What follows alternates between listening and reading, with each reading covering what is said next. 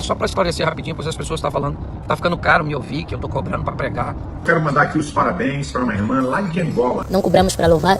Pode ser, tu podes cobrar a tua atividade, mas eu não te cobro para mim estar lá. Sério? Pode ser em Angola, pode Mas por quê? ser Como em assim? Não Luanda. percebi, não. É um princípio do meu ministério que o Senhor me instituiu, que eu deveria fazer as coisas de graça. Tem chamado muita atenção no meio cristão a Nair Nani com essa postura. Então vamos ouvir o pastor Antônio Júnior, depois o pastor Cláudio Duarte. E hoje, irmãos, esse louvor é um dos mais ouvidos, não só lá no país deles, mas também no Brasil está sendo muito ouvido, em outros países também, e não só no meio gospel, né, que é muito importante isso. Mas, irmãos, o que me chamou muita atenção aqui, sabe o que é? O fato de Deus ter pedido para ela não cobrar em eventos. Eu fico imaginando o coração de Deus quando ele vê pessoas cobrando absurdo para cantar, para pregar. Infelizmente, tem pessoas que cobram para pregar.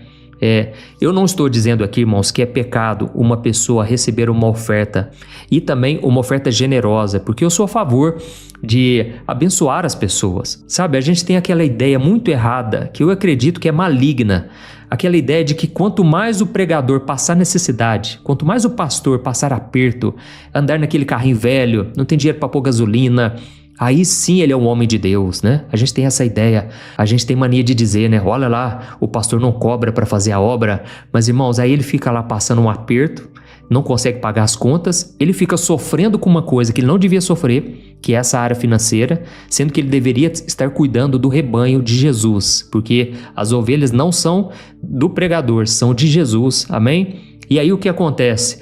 O pregador, o pastor, muitas vezes passa um aperto lascado e a gente não valoriza. Eu sou a favor de honrar essas pessoas. Olha, quando a pessoa realmente faz a obra, tem que ganhar bem, irmãos, porque ele não tem que preocupar com essa área, entende? Mas eu sou totalmente contra os abusos que têm sido feitos, irmãos, manipulando as ovelhas para doarem mais. Pessoas, né, cobrando cachês altíssimos para cantar, para pregar. Irmãos, eu sou a favor do seguinte, pedir os custos, certo? Você pode, você que é ministro de louvor, você que é um pregador, um pastor, você deve pedir os custos da viagem, da hospedagem, até mesmo para comer alguma coisa, certo? Você não precisa cobrar para pregar, mas também você não tem que pagar para pregar, concorda? Então, esse é dever da igreja que te chama. Então, eu sou a favor disso sim, de você pedir o custo, né? Mas, em relação a receber uma oferta, a minha opinião, o correto é a pessoa deixar que a outra pessoa decida. Eu posso estar errado, se você tiver uma opinião diferente, por favor, comente aqui, mas eu acho que poderia ser voluntário. Olha, o que vocês sentirem no coração, essa oferta, eu vou receber de bom grado, sabe? Porque, irmãos, pensa comigo, tem pessoas que vivem da obra, tem pessoas que viajam o país fazendo a obra. Eu não acho errado elas receberem, mas eu ao mesmo tempo sei que muitas igrejas não valorizam. Eu já fui pregar uma vez, irmãos, numa cidade que eu tive que ficar umas 5, 6 horas na estrada. Eu coloquei a minha família em risco, porque você sabe, o trânsito, a estrada é perigosa. E ao mesmo tempo fui lá, eu preguei, fiquei uns 2 dias pregando, de manhã e à noite. E eu falei o seguinte, olha, o que vocês sentirem no coração, eu agradeço pela oferta, mas eu não cobro para pregar de forma alguma, jamais, porque aquilo que eu recebi de graça, eu tenho que dar de graça. Então tem o custo da gasolina, tem o custo da hospedagem e tudo mais. Irmãos, resumindo, eu preguei, eu voltei para minha cidade e eles nem tocaram no assunto. Inclusive, não me ajudaram com a gasolina. Talvez eles pensassem, o pastor não está precisando. Irmãos, mas eu pensei, eu não acho justo, entendeu? Porque as pessoas têm que aprender o princípio da honra. Isso aí, quando a gente honra, a Bíblia diz, o mesmo Deus que eu sirvo é o mesmo Deus que você serve. E Deus mesmo diz na sua palavra, eu honrarei aqueles que me honram. Então, quando você oferece, ainda que seja um copo d'água para uma pessoa que está servindo a Deus, Jesus disse, você está servindo a mim.